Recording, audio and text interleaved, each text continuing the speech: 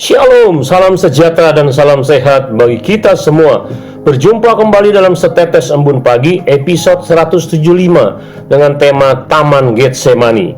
Firman Tuhan diambil dari Lukas 22 ayat 39 sampai 46 dengan nats ayat 40 sampai 42 yang berbunyi, "Setelah tiba di tempat itu, ia berkata kepada mereka, 'Berdoalah supaya kamu jangan jatuh ke dalam pencobaan.' Kemudian ia menjauhkan diri dari mereka kira-kira sepelempar batu jaraknya.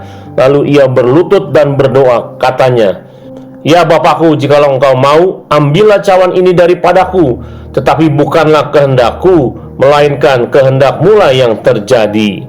Saudara, Taman Getsemani adalah tempat di mana Tuhan Yesus mengalami puncak pergumulan batin karena esok hari ia akan diserahkan kepada manusia dan disalibkan. Yesus sebagai manusia ketika merenungkan peristiwa penyaliban esok harinya, hatinya ketakutan dan mau menolak hal tersebut.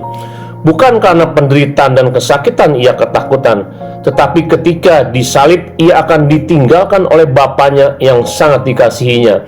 Tak pernah ia berpisah dari Bapanya.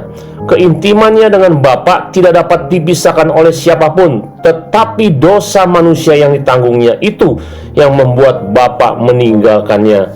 Hal itu membuat Yesus sangat ketakutan. Ketakutan itu sampai membuat keringatnya mengeluarkan darah. Menurut analisa dokter sekarang, itu berhubungan dengan pergumulan batin yang luar biasa di dalam jiwa Yesus. Untuk itu hanya satu jalan yang Yesus lakukan, yaitu Yesus berdoa dengan sungguh-sungguh. Di dalam kata-kata doanya, jikalau Bapa mau, Yesus mau melepaskan cawan penderitaan itu. Tetapi Yesus lebih taat dan menyerahkan semua itu kepada Bapa di sorga. Akhirnya Yesus menerima salib itu dengan kekuatan dari Tuhan. Buktinya malaikat turun memberi kekuatan kepadanya. Sebelumnya Yesus mengingatkan kepada murid-muridnya untuk berdoa. Mengapa berdoa di saat itu? Supaya kita semua jangan jatuh ke dalam pencobaan. Di dalam ayat sebelumnya, ayat 31, Yesus mengatakan bahwa setan menuntut atau meminta untuk menampi Petrus dan juga anak-anak Tuhan sekarang.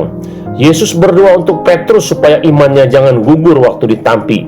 Demikian juga kita harus berdoa senantiasa untuk tidak jatuh ke dalam pencobaan, karena iblis menuntut kepada Tuhan untuk menampi anak-anak Tuhan, yaitu saudara dan saya. Ternyata kunci kekuatan kita tetap setia adalah berdoa. Berdoa secara pribadi atau korporat merupakan pondasi kita mengalahkan si jahat. Taman Getsemani mengingatkan kita, Yesus memerintahkan murid-muridnya untuk berdoa. Saat ini juga Anda harus masuk Taman Getsemani untuk berserah dan berdoa kepada Tuhan Yesus. Tuhan Yesus memberkati. Mari kita berdoa. Terima kasih Tuhan, kami diingatkan kembali supaya kami intim di dalam doa dan firman Tuhan kepadamu. Karena saat-saat ini banyak sekali pencobaan-pencobaan datang, baik dari diri kami ataupun dari luar diri kami. Tuhan, tolong kami untuk setia berdoa, intim sujud kepadamu, karena Engkaulah Tuhan dan sandaran kami. Dalam nama Tuhan Yesus, amin.